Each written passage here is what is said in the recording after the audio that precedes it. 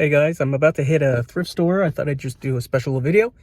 Sorry, I should look at the camera. That'll probably be better, but we're gonna see what I can find. I'm not expecting anything Mac. Maybe some games, maybe some parts, things I need. So let's take a look.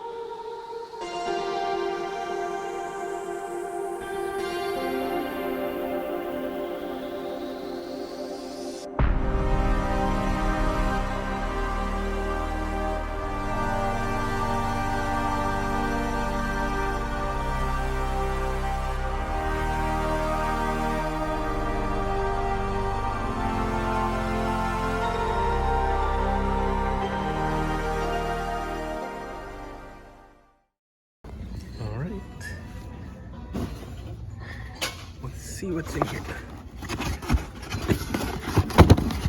Looking for one of these for a while. All right, so this is what I took. You saw $12.99 for the Super Disc. I also took an Xbox. You're probably wondering why. I have plenty of Xboxes, but I didn't have this model. However, I'm kind of nervous seeing this. I mean, someone definitely tried to open it up, so we're gonna see if it functions.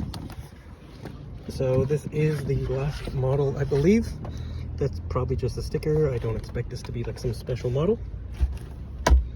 And then yeah, there's the Super Disc, which was the main part of the pickup. Here's the controller. Yeah, nothing too special, has all the cords and everything. So we're gonna take this home, test it out, and see if it still works. Again, I'm not too thrilled that they opened it up, but worst comes to worst, if it does not work, all I'm going to be doing is I'll bring it back, exchange it for something else.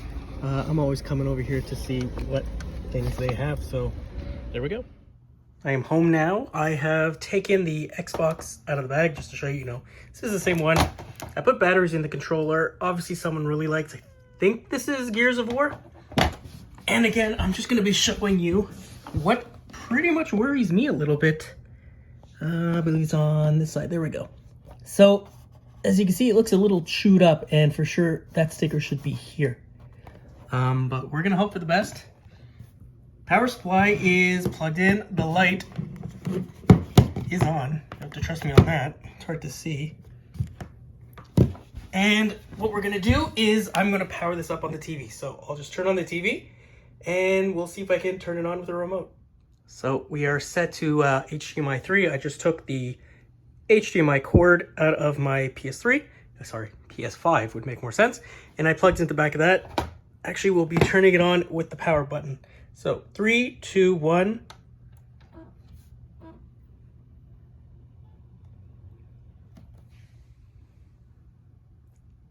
And you're not going to hear anything because...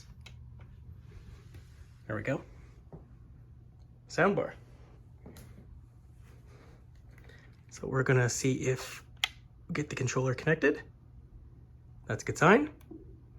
And there seems to be some accounts on this already, which I will be erasing these.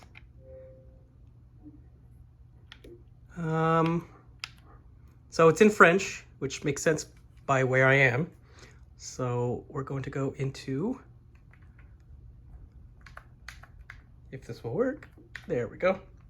system parameters, and we're going to take a look. So it's a very big possibility that they open it up to take out the hard drive. No, it looks like the hard drive is still inside. So I'm not entirely sure what they were trying to do, but it seems to be working just fine. Let's try, so that means to open this drive, so we press A. Nice. No issues with that. So, 1 out of 2 things so far seem to work perfectly fine. Next, I'm going to be taking out that super disk and connecting it to a, we'll call it vintage Mac, and see if it works.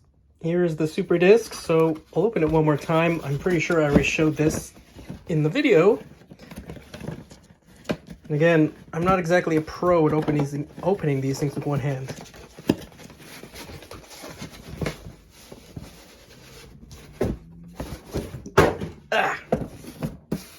There we go. So it's still in the original packaging, which is actually fantastic. It even has the protectors for it. So here is the actual drive. So the USB, the 5 volts. It's actually a very nice color, actually. It's a clear white. There doesn't seem to be anything in it. Put it to the side on our testing machine. And this should be, yeah, it is the official power supply. I have high hopes for that. And, not that this matters too much, judging by this USB cord, USB-C B1, I'm assuming it goes to that. So what we're going to do is I'm going to connect this, I'm going to plug it into power, connect it to this iBook. This iBook is running 9.22 and 10.4, but we'll test it out on 9.22 and try out some discs and see if it works. First of all, I gotta say, I'm actually liking this look. It matches up very well with this machine, and it has like this little foot right at the beginning or right at the front, which kind of raises it up. So I grabbed a bunch of just random Apple discs that I have. Now, according to the box, so it needs 8.1 or higher, USB port, CD-ROM drive, 16 megs of RAM, 5 megs of hard disk space. I don't know if we need that for the drivers. It's a very big possibility. And it should read super disks, high density disks, and double density. So we're going to see if this works out. So let's grab the first disk. Again, I don't know if I need drivers for this. We'll find out, I guess. Oh, it was reading.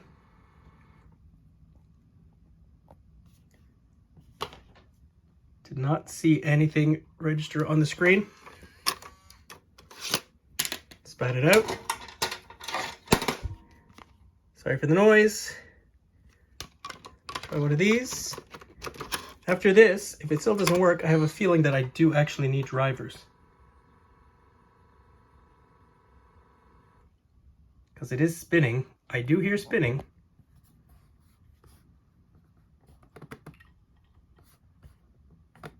But I am not seeing anything show up. So I'm going to do a little bit of research, see if there's something that I'm missing, and we'll come right back to this. We are back. I switched over to the 10.4 install and tried it again with a bunch of different discs. Unfortunately, I'm thinking something's wrong with the actual drive inside. Nothing is showing up. As you can see, nothing's popping up on the side. Nothing's popping up over here. The computer does know something is connected to it through the USB port. So what I'm thinking is there must be a way I could just swap over the drive. I might have something that should fit into it, but unfortunately, it looks like for now, this is not going to work. I looked through my parts to see if I had another drive like this. And in the bag, I had gotten a drive a while back, and it is right here. Now, I started taking it apart, and I thought, oh, maybe I should actually record this. And I'm pretty sure this is the exact same kind of drive. So if we line them up side by side, for example, they look, as far as I can tell, pretty much identical. So I'm going to be taking the plastics off the front, this one, putting it on this one. We're going to swap it back in. If you've never seen what the inside looks like this, just like that regular connector right over there. And what I'm going to do is put it back into the plastic and we'll hook it back up to the iBook. So wish me luck. We are back. So booted the iBook back into 922. Here is the original drive that I took out. Physically looks fine, but as I showed you, it is identical to the other one that I put in here. So this one has, well, it's the one that had this faceplate before. I just flipped them both, put this back the way it was. I copied the jumper settings onto this one here. Now, there's no guarantees, obviously, that this is going to work. So, have it plugged into power. We're gonna plug it into USB port. We're gonna hope that this works. So what better to test an Apple product with than Microsoft? So we'll try this floppy disk here.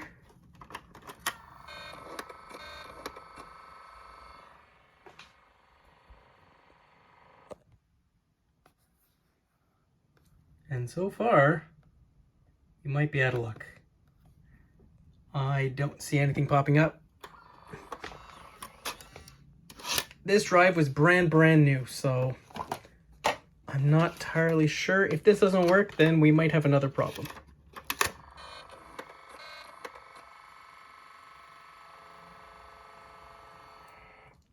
It could always be that it cannot be reading these floppies that I'm giving it.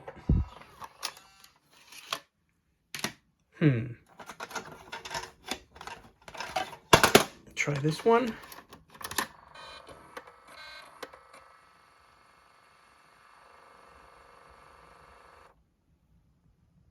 No. So I'm going to grab another kind of floppy and see if maybe that's the problem.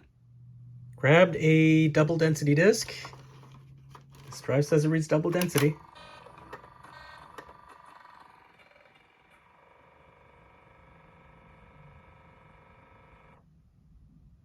Nothing so far. Let's pop back into 10.4 and see what happens. We are booted back into 10.4. And I'm going to give this one last try. So here's another one from that box. Let's put it into the super disk drive.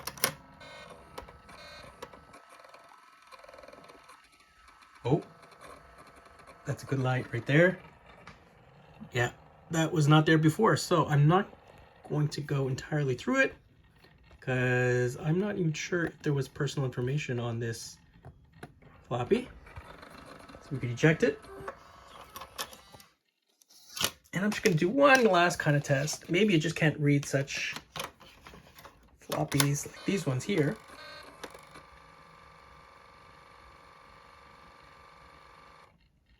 That might have been the problem all along. Oh well. The wrong kind of floppies. And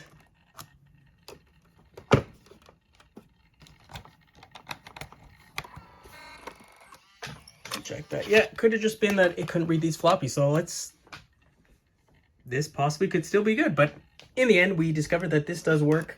You see one kind of issue that I had. So the little flap here, I think I kind of mounted it wrong, but I'm just going to open it up and just rectify that situation. But not bad for the price I paid. I have been looking for one of these, and $12.99. This is Canadian, so American is like what, $8 to $10, I'm assuming. Fantastic deal. So there we go. Now this is the end of the video, so thank you guys for watching. Please leave a like and subscribe, and I will see you in the next one.